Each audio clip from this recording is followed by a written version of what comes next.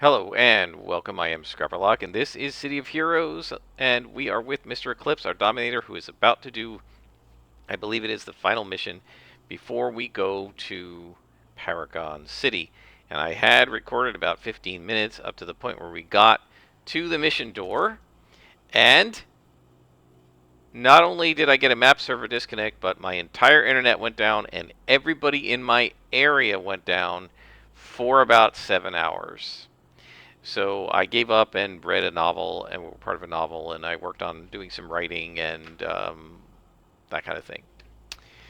Before we continue, I want to do a couple of things first. I want to mention, I'll do this part first. Somebody pointed out I've never needed to do this, so I never bothered to show how you can do this. But if you want more than the inspirations in your tray, you can email yourself extra inspirations and leave them in your inbox, and then just claim them once you have a slot in your trait. So if your character, like one person said, he mails himself awakens, right? And so if you die, I guess while you're dead, you can just claim it, hit awaken, and wake up. I don't bother with that. I just go back to the hospital. It doesn't hurt you guys. I just pause it till we come back, right? But the other thing is, when I went in here this email to show how to do this, and this is how you do it. I emailed it to myself, and then you just hit claim, and when there's a socket here, it'll give it to you, right? And then you can hit the break free. So if you want to store extra break frees in there, you can. Now my feeling is once we get to 25, and we have 3 rows, we'll have 3 yellows, 3 greens, 3 purples, 3 blues, 3 break frees, and we'll be fine. Um, but when I went in here, I realized that this email had been read for a long time, and I had not looked at it since the 11th of July. And I want to shout out to whoever at Winterguard is, and I'm not sure what your YouTube handle is. This person sent me an entire ATO set for Dominators. Dominating Grasp. And you can see, right, this one is the Enhanced Endurance Recharge. This one is the Recharge Chance of Fiery Orb. This one is Control Duration Recharge. This one is Accuracy Control, and so forth. So we will be putting that in one of our powers when we get to level 22 and we do ourselves. I'm not going to do it now. He also sent me a million influence. I honestly didn't need that because Liberty Last has like 100 million. But I did finally notice that yesterday, and I apologize for not having seen this on July 11th and called it out right at the beginning. That was actually super nice. And so at Winterguard, whoever you are in the YouTube comments, thank you very much. I would ask you to go ahead and post in the YouTube, say that was me, not only so that I can thank you and by your YouTube handle in the comments, but so that other people watching can also know who did it and maybe give you some +1 or a thumbs up, or reply and thank you in the YouTube comments, because that was actually a really nice thing to do, and I appreciate it. I did respond by email before the map disconnect to Winterguard and said thanks very much, and especially in terms of the influence, because I have tons with my other characters. If he ever needs reciprocation, right? If he ever needs a little bit of influence, he needs a couple mil, hit me up and I'll be happy to respond with some influence from Liberty Lass or Silver Phoenix. Um, so I want to say very much thanks for that. I very much appreciate it. It's very cool. This mostly, rather than the influence, because I don't really need that, this will save me a lot of reward merits. Right? If we look at the salvage here, we'll see that I only have 81 reward merits, and you need like 300 or something to get all of these. So it would take a lot longer to get. So once we hit SOs, we will have our first set in this character, which will be the earliest we've ever done it. Now, I could do this with Liberty Lass, right? I could use Liberty Lass's whatever reward merit she has and her influence and stuff to buy a set of these for a character like this. I just don't feel like it's necessary to have the ATO sets that early, and so I don't bother. But it's awesome to have them if they're free like this. And again, Winterguard, thanks very much. That was actually really awesome. So anyway, we're going in this mission, and the other thing I had been doing was not really a rant, but just doing a little conversation about tabletop role-playing games. By the way, I made the choice as a loyalist not to go on the resistance side with this. And I think there was actually a battle before this. I can't remember if I had episode about it with Inspector Kang where he had to fight him. So there's a couple of choices I had to make. I've been picking loyalist, loyalist, loyalist straight down the line all the way through. But we are going to Paragon City. Um, so I think they will give us a choice for that. So our time in Pretoria is coming to an end. We'll do this and then we'll get to the rant. And now the choice of a new life in Primal Earth is before you. You now know that Cole intends to wipe out all supers in Primal Earth, believing it is for the safety of Pretoria. Will you go to Paragon City, blue side, and prevent Cole's invasion to try to ensure that no innocents in Pretoria or Primal Earth come to harm? Or will you go to the Rogue Isles and seek your own power and glory, allowing Cole to do as he wishes, perhaps to rival his own power? We're going to Paragon City. So, yep, here we go. Become a hero. So this is right where it locked me. We're going to become a hero and go to Paragon City. So there we go. We have our little hero icon, and we've chosen to go to Paragon City. And so that's what this will do for us now. Let's put the map back up. Is this the guy we're talking to? Mr. Eclipse, I'm here on behalf of Provost Marchand to help you make a transition to Primal Earth. What do I need to know? Primal Earth is a somewhat more chaotic place. I don't agree with that. Specifically, Paragon City is faced with many threats on a daily basis, like we weren't here. How many threats did we face here? You're going to go to Talos Island. All right, who will I be facing? And one of your chief threats, which you may have seen already, is Arachnos. You may be familiar with them. Next, we have a group called the Council in the fifth column. Blah, blah, blah. Who else will I be facing? And then it mentions these other guys we know, Primal Earth and Hamadon. And there'll be your police scanner. Okay. And do we have that now? Not yet. One more thing. We have intelligence to believe that there is a group on the other side called Sam who are already on the lookout for you. And it appears there is someone who looks exactly like you causing chaos in Primal Earth. Yes, so there is a Mister Eclipse in Primal Earth already who is the Primal Earth version of us who's a villain. And we will be fighting him later. Okay. And I guess we go through the door.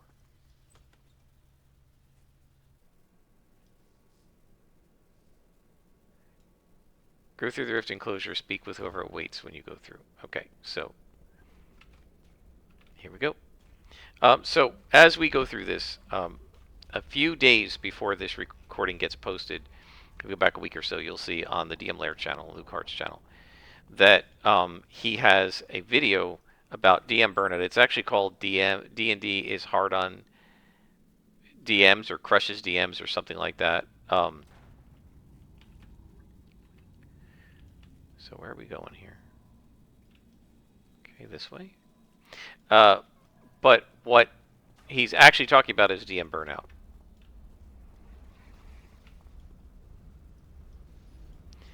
Let's do this first. You've done a lot for Pretoria, Mister Eclipse. I know it wasn't easy for you to help me with Cleopatra. I believe that Praetor White has recovered from the incident. I'll do my best. This guy. Okay, do we just go through? I thought we were going to have a fight or something.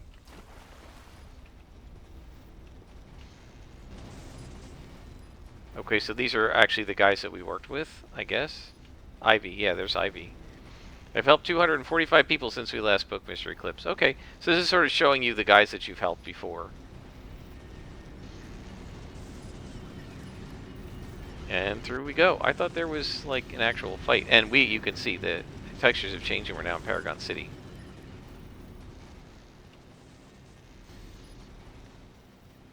I hate to say it, it's surprising to see one of the Powers Division Primal Earth here. I can only assume that Marchand wanted to make an attempt to form a peace here. Emperor Cole, what are you doing here?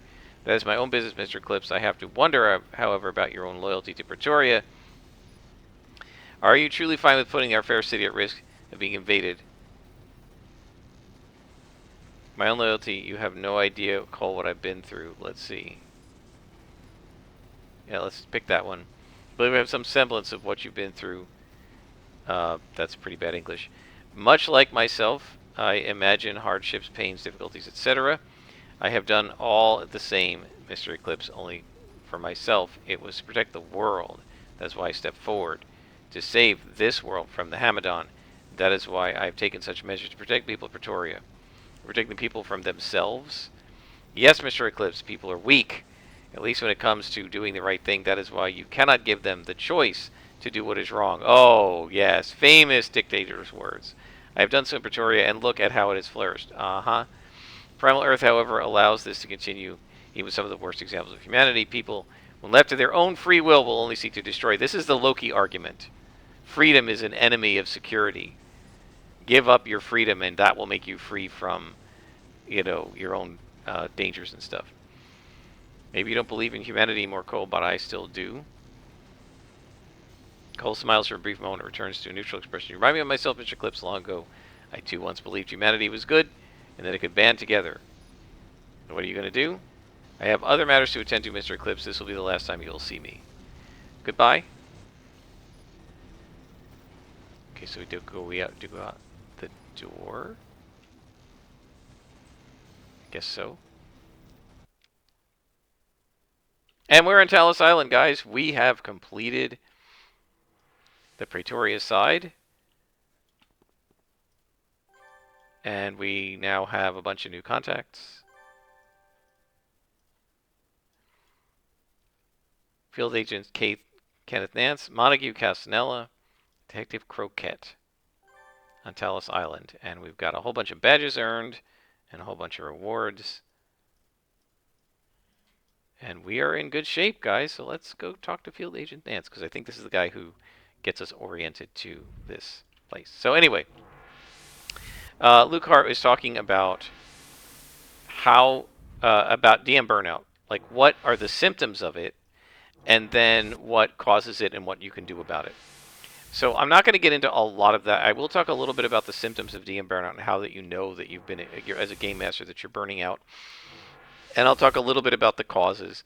But what I really want to do is talk about the one cause that was the cause of burnout for me that he didn't mention. And so we'll talk about that. But first, let's talk to Kenneth Nance here. And he says, Mr. Eclipse, good to see you decided to come along quietly. Just wait here and have the boys from Sam down here in a moment to arrest you. I'm surprised. However you opted to. I'm like, hold on, arrest me? He's like, don't be coy, Mr. Eclipse. All these people you killed in Arizona. He's like, hang on, I haven't done anything wrong. And his phone rings, and then he goes, oh, it's the other you. Like, I'll help you, but level me about what's going on. I suppose that can't hurt. Just so you know, my superior may believe you, but it's only because she wants to prove one of her theories. We've had reports of spreading chaos in various parts of the United States. When you haven't been attacking parts of the nation, you've been here saving the day, as it were. We haven't received any reports of both events happening at the same time. Now that you're here talking with me, well, my superior says you're also at the fault line dam, and I'm like, okay, give me a moment to prepare, and I'll handle this. Okay, so maybe we're gonna fight ourselves right away. Government boy. So I'm Keith Nance. Now that we've got that out of the way, it's time to get down to business. You've already been briefed on the situation. You've been cited in fault line. All right, I'll head to the dam and deal with it. So stabilize the situation at the fault line dam. And we're going to fault line. And we will go to the base and head over there.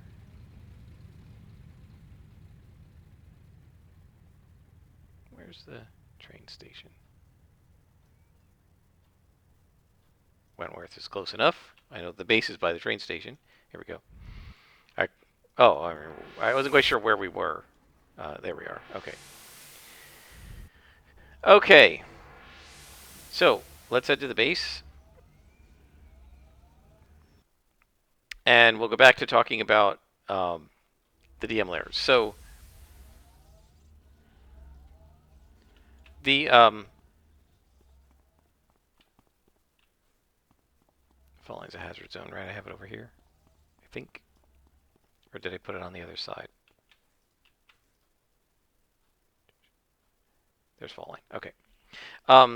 So let's talk about what causes what. So first of all, what is DM burnout, right? Obviously, DM burnout is when you're no longer enjoying and maybe even able to run the game, D&D or Savage Worlds or whatever game you're running, right? And the reason you're no longer able to do it is because, or don't want to do it anymore, is because you're not having the kind of fun that you had. And so why does this happen, right? And how can you tell that it's happening? So what does DM burnout look like? Well, ordinarily, before you got DM burnout, when you're playing a game like Champions or Savage Worlds or Dungeons and Dragons, and and you're feeling the way you should feel as a GM.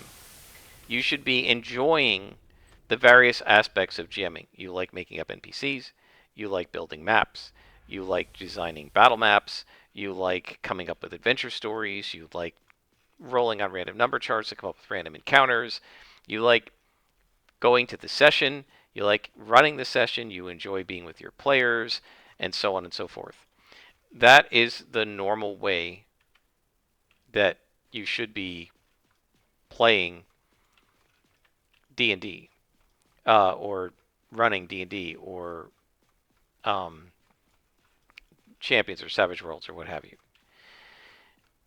When you start to get burnout, what begins to happen is you're not quite having as much fun. Okay, boss. Anybody in here? No. You're not quite having as much fun doing those things as you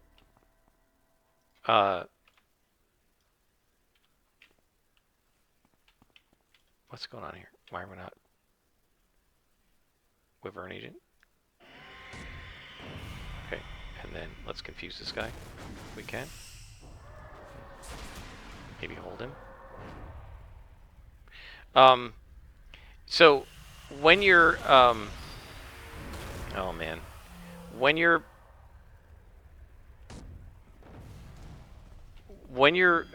burning out from D&D, one of the first things that happens is you don't want to prep as much, right? And the reason for that is that you don't find the prepping activity enjoyable, right? It's just not as much fun, and so you often find yourself not prepping ahead of time the way you did, right? When you're enjoying the game and it's fun, right, and you like prepping and you like doing the GMing duties, you'll be purposely shoving aside other parts of your schedule to try and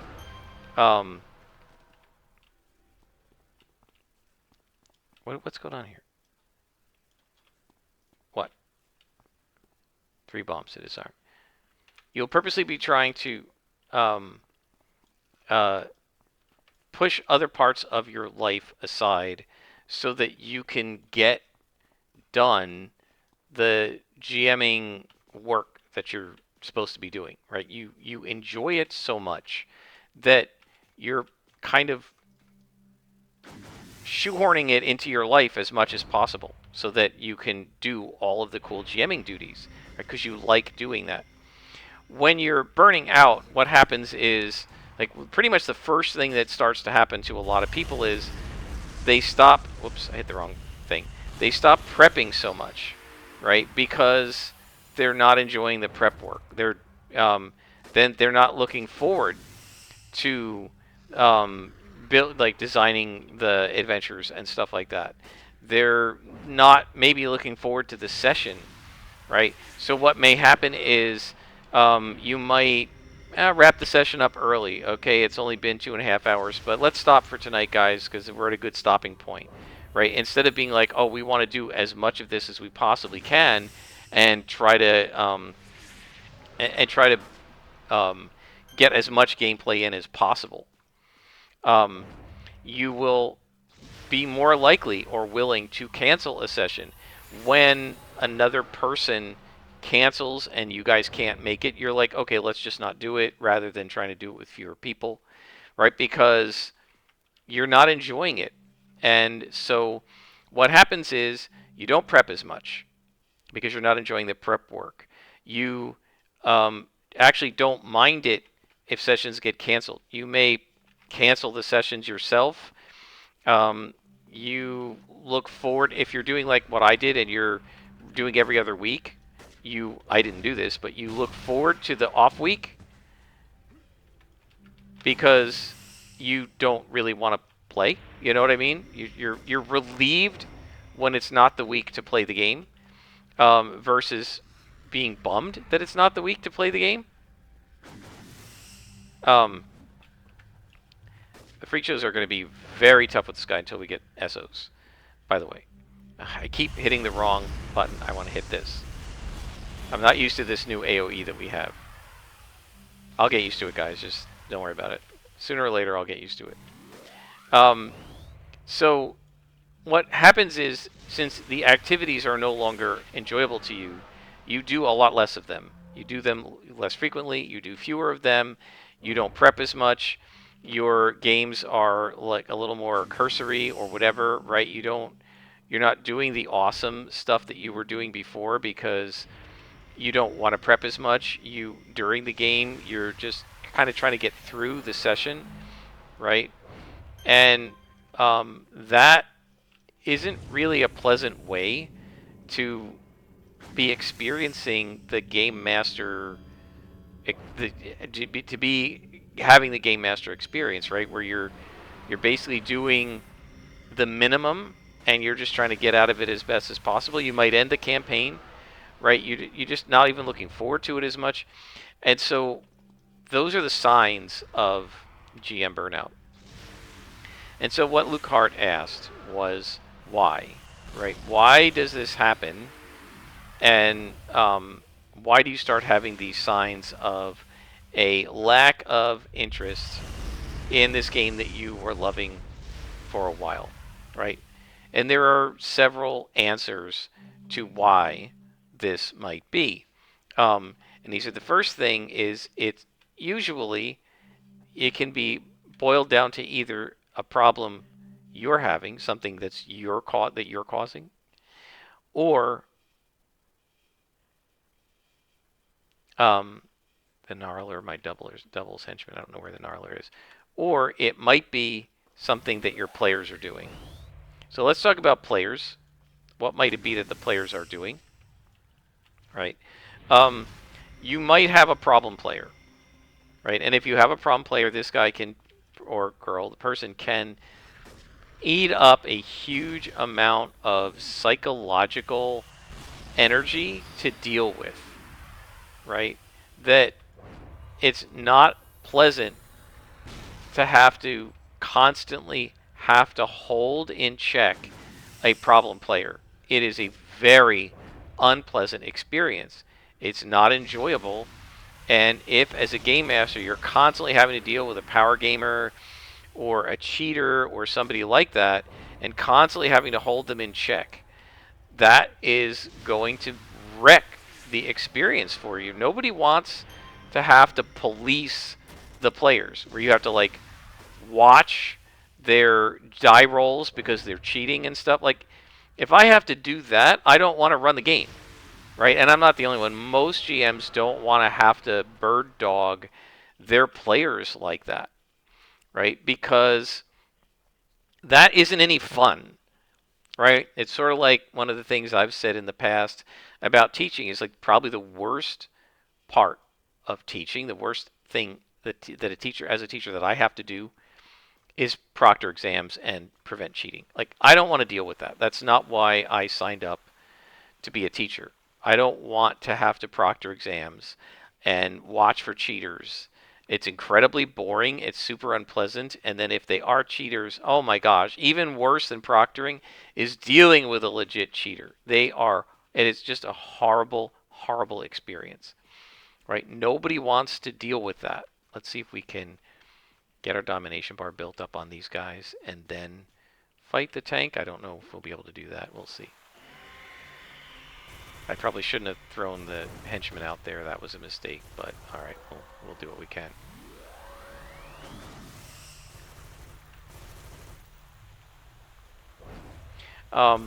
So yeah, you might have a problem player, and that can be extremely unpleasant to deal with as a GM, right?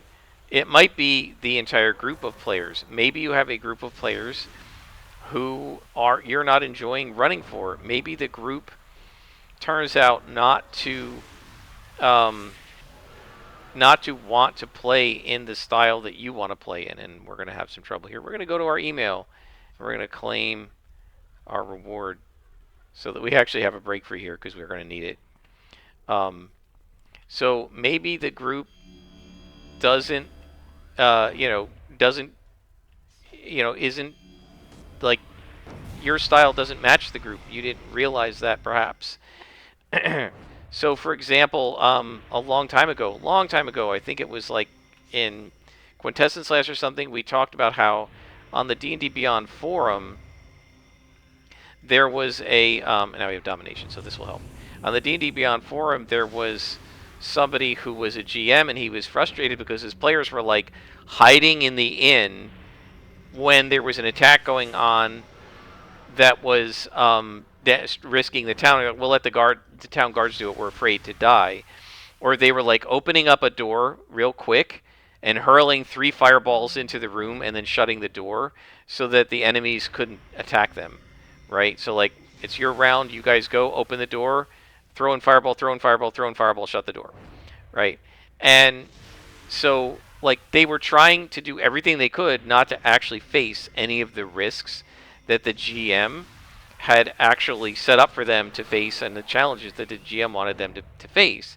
And he was super disappointed in this, and he was getting very frustrated.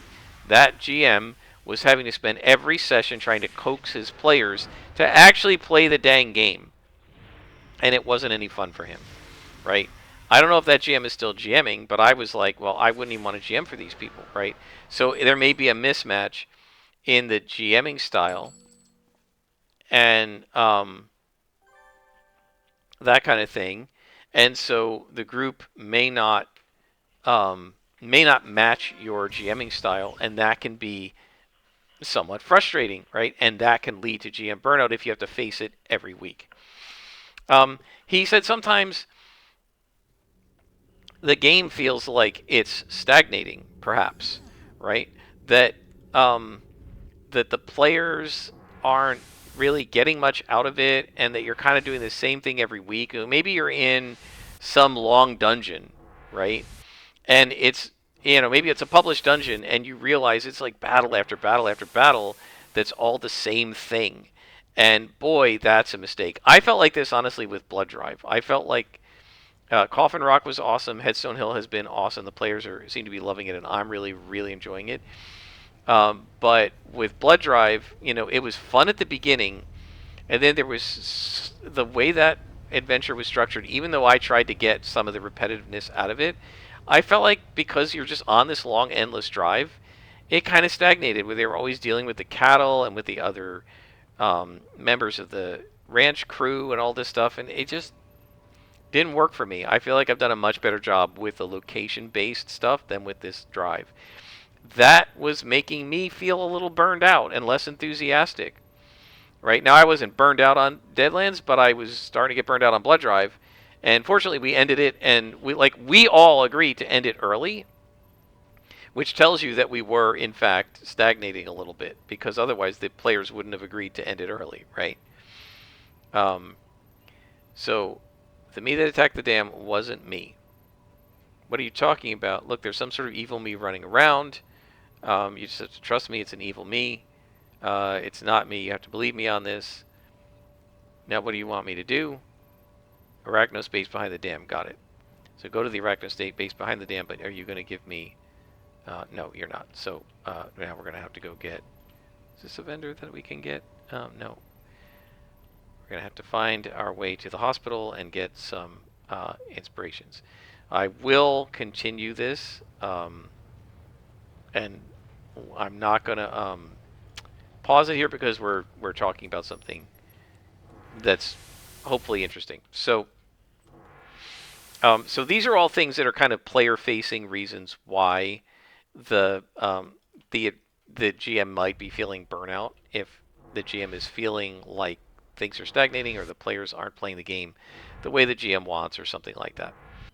Now, the other thing that could be causing burnout, the other category that could be causing burnout, is not so much what the players are doing, but the GM themselves, right? And this may be like your personal life, what's happening in your life, or things about yourself that are causing the burnout. So, for example, maybe your work is extremely busy and you don't have time to really run things and to prep the way you want. And um, when you're coming home from work, you're tired and you don't really have the time or the desire to um, sit down and work on an adventure, right? That can happen. You're just super busy with work. Maybe you're super busy with your family life, right? So the kids have gotten older and now you have to take them to soccer practice and things like this, and you don't have as much time to prep, and life is in the way.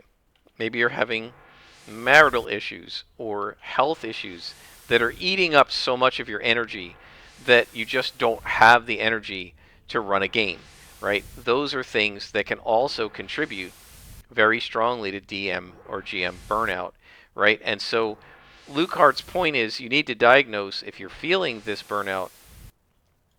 You need to diagnose why is it that you're feeling it. What am I doing here? Am I going the wrong way? Oh yeah, I got to go to the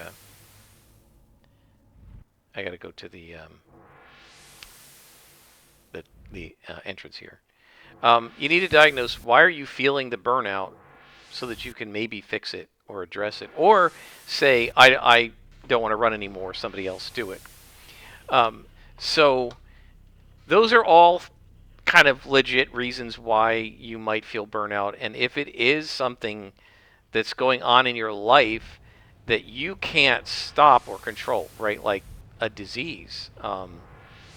Professor Dungeon Master just announced on his channel a few weeks ago that he's had cancer. I think he's beaten it, or we think he's beaten it.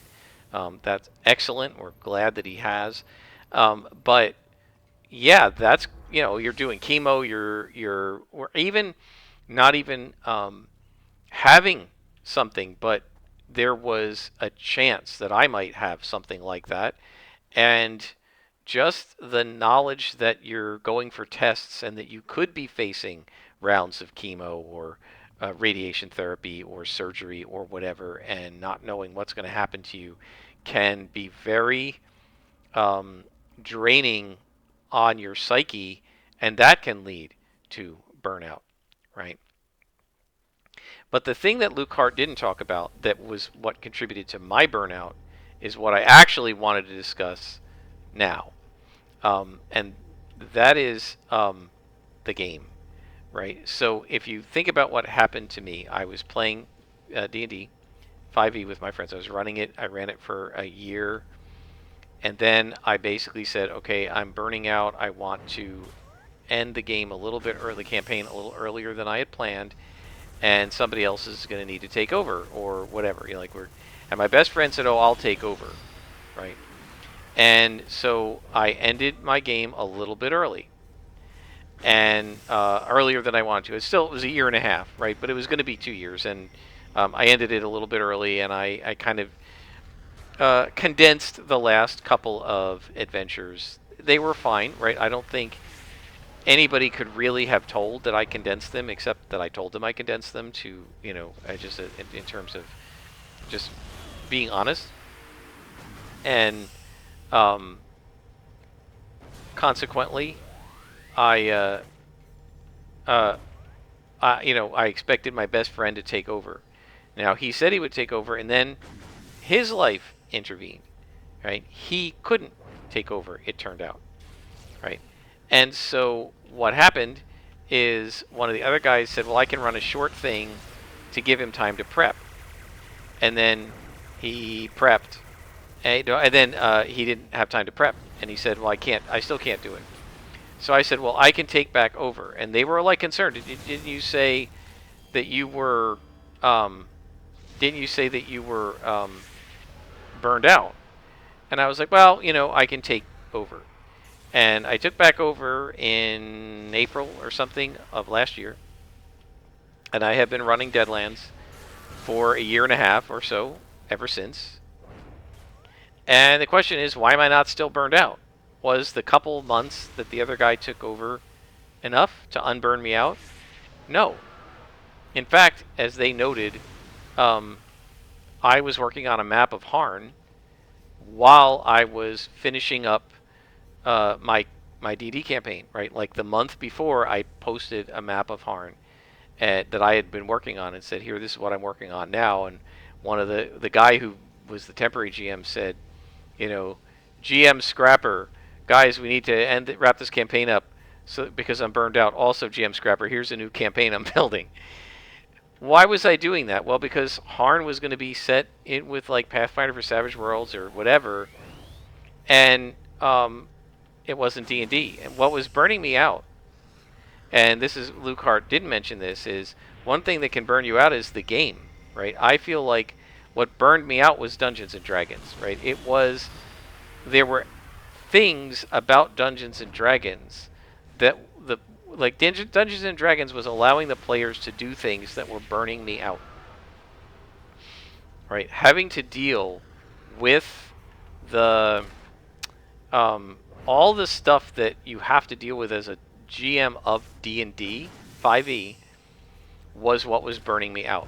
Not running games, but running games of 5e. That's what was burning me out. 5e I find very hard to run. There are so many exceptions and provisos and quid pro quos to every single freaking rule.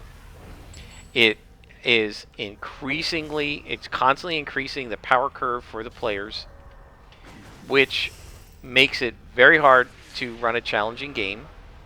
The player characters all have abilities that are challenge breaking, right?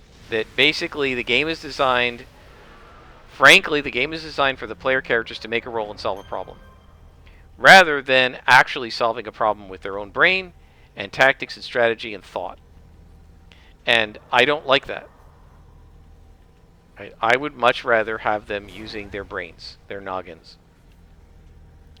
I just don't like the way 5e is, what you have to do to run 5e. And I've referenced this a lot before, but I think it was the constantly having to deal with all of the challenges for the DM that are presented by 5th edition that burned me out, right?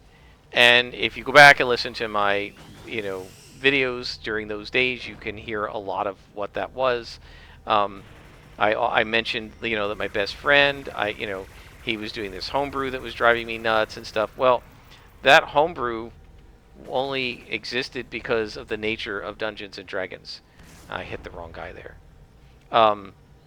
He's not asked to homebrew anything in Savage Worlds. Why? Because it's a design your own character game. There are no classes, and he can make his character be the way he wants, right? So there's no need for him to homebrew. He hasn't asked to homebrew. And if he had asked to homebrew, I'd say, dude, just use, what do you want to do? I can tell you what edges and powers you need. Right? Now, of course, there are limitations. Powers and edges may have ranks associated with them, but yeah, he was able to make this Hexslinger Huckster that is pretty much what he wants, right? And he's pretty happy with it. And so he hasn't asked, can we homebrew things? Right? He doesn't need to do that. The other thing that is very useful and that I think he likes a lot about Savage Worlds and Deadlands is that one of the things that he struggles against is he doesn't like anything sort of generic, right?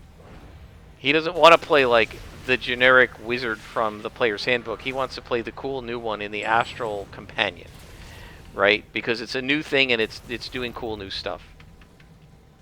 It's a specialized version of a wizard, right? Rather than a generic. But in Savage Worlds, they have the generic stuff in Savage Worlds, but then they have the really cool specialized stuff in Deadlands, right? So he gets to play the specialized non-generic spellcaster, the huckster, with all the cool features like dealing with the devil and all that stuff, and he doesn't have to play a generic magic user, right? And I think that also helps. But he hasn't had to homebrew, and we're able to just follow the rules basically as written, and I am loving it. Okay, enjoying every bit of Deadlands that we've been playing. I've been having a lot of fun. So my point about this is that some of the burnout can be contributed to by the game you're playing, right? And I have been running Deadlands continuously longer than I ran D&D continuously, because I ran D&D for a year, a little over a year, about 15 months. And then my best friend took over for 6 months, and then I took back over for another 6 months or something like that, right? Um, so I feel like I've been running Deadlands a little bit longer continuously in a row than I was the first time I asked for a little bit of relief, right? Would you guys please aggro these things? Like, I should not have to get in melee range for you guys to aggro. Come on. That's really annoying. Well, if I'm in melee range, I may as well do the AoE here. So I've been doing Deadlands longer, and I'm probably going to do Deadlands for another 6 months, year, whatever. No feeling of burnout whatsoever. Okay? And it's because the mechanics of Savage Worlds and of Deadlands are such that they're not exhausting me as the game master, right? Whereas I felt exhausted by 5e after like 6 months. And then I was struggling with burnout. And it was, it was all the things that 5e was letting the players do that were driving me nuts and forcing me to counter them in order to have a really cool, mystery and story and stuff like that. You can't do mysteries in D&D 5e because the characters can speak with the dead to ask people why they were murdered. They can, oh boy, here's me. Oh, that's not good. Okay, well, I have domination me, so I don't know if you have it, but I'm going to dominate you. Yeah. You don't have any mez defense, so you're kind of screwed.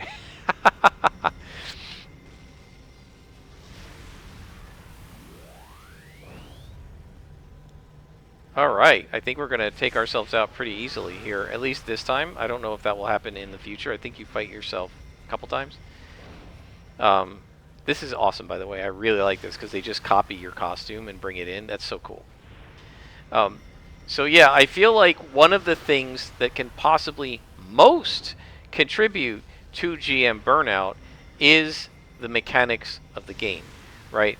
So like in D&D, I wanted to have a mystery. Well, at very low levels, you can speak with the dead, you can read minds, you can cast Zone of Truth, right? And you can do all of that at very low levels, which is going to make it very hard to run any mysteries where anybody is deceiving the player characters, right? You can cast things as you get to higher levels like divination and augury and stuff like that, that allow you to get answers to things from the gods, right? And so that can help you solve puzzles. You can cast comprehend languages, so you can comprehend any language without having to figure out how to translate it. You can cast legend lore and find out all the lore there is to know about the magic item, not just identify it, but all of the lore about it, right? And those kinds of things are incredibly frustrating to a GM who's trying to create a really cool problem-solving case for the players, and they can just say, I'm going to cast this spell, and you're done, right? There are some powers like this in Savage Worlds, but they're not as prevalent and available to everyone. You have to specifically take those powers. And as a GM, you could potentially just say to a player, look, I would rather you don't take divination because it's going to kind of be a spoiler for future adventures. And the player goes, okay. Whereas in D&D, the cleric just gets Zone of Truth as a spell automatically. And you'd have to go in and ban it, right? And then try to explain why you're banning the spell and stuff. And, it just, there are so many fewer what I call story-breaking things in Savage Worlds. Like, I've just never had a problem in the year and a half I've been playing Deadlands with anybody having any in-game ability that breaks anything. And I think it's because most of the abilities are, to a degree, a lot more underwhelming than the D&D abilities. You can't do as much damage. You can't withstand as much damage. You can't automatically do stuff to people. There's going to be an opposed roll. As a GM, if I don't want you to succeed, I can use bennies to re-roll. So it gives me bennies that I can use against the players if I really don't want something to happen, right? Rule of cool, I don't have to worry about rule of cool. If somebody wants to do something cool that's not in the rules or that maybe they can't do, I say to them, well, I'll let you do it for a Benny. And then they decide to spend a resource on whether to do it or not. That kind of thing is so much better to me than the mechanics of D&D that basically build all this stuff into the written rules, and then as a GM you're going to have to disallow it or figure out how to work against it. So I found that I was using so much energy trying to cause my campaign to work correctly in 5e that I got sick of dealing with it, right? And especially as the characters leveled up, when I started to realize that they were able to, at like level 11, they were able to take like a CR20 thing on, and there just almost isn't anything in the book much over CR20 other than the gods and the ancient dragons, I realized there's nothing left to challenge them with. How am I going to challenge them to 20th level? You just can't. Which is why Dungeons & Dragons has almost no adventures that go over level 15, officially published. It's just almost impossible to freaking do. And they're going to make it worse because they're making characters more powerful in 6th edition, which is what I'm calling it. I don't care if they don't like it. So I personally felt like what made me burn out wasn't doing it every couple weeks, wasn't doing all the prep and all that stuff. That stuff was fine. What made me burn out was 5th edition and the mechanics of that game. And it's just so labor intensive to get done something like a simple dungeon. I felt like because the players, you can't give the players a simple dungeon after like 3rd or 4th level. It's so much more labor intensive. It requires so much more effort on my part that I felt drained rather than energized by the games. Now, I still enjoyed the sessions because my players are great and we had fun, and they took whatever I gave them and made it fun. So I never got completely burned out on it, but I got sick and tired of feeling like I had to arm wrestle the system every time I made up a story or an adventure or anything, right? Which I don't feel like I have to do in Savage Worlds. I do kind of have to wrestle the written adventures a little bit. I had to do that with Blood Drive, but I don't have to wrestle the game system.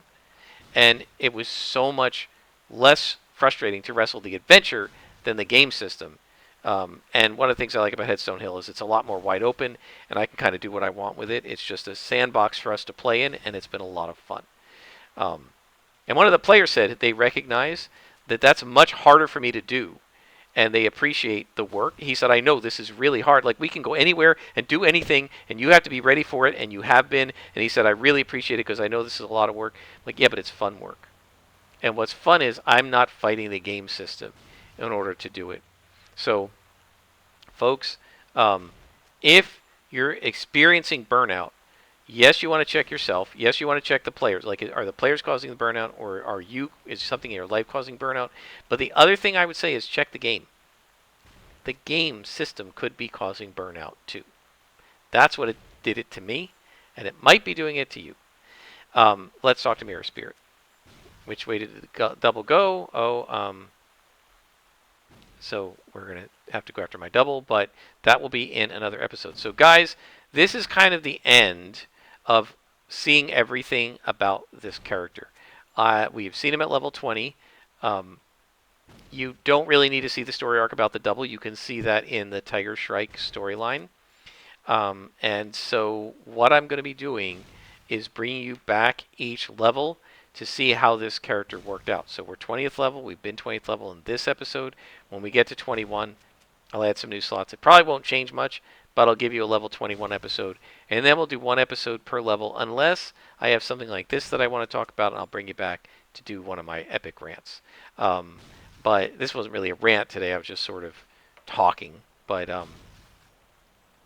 so that's kind of the end of the normal part of this season, of this series, and that ends season 1. Season 2 will basically be roughly 1 episode per level for the next 30 levels. That's my intention. Hopefully you guys are enjoying, and I will bring you back either when there's something new to talk about or when we level up. Until next time, I am Scrapperlock, and this is Mr. Eclipse in Paragon City.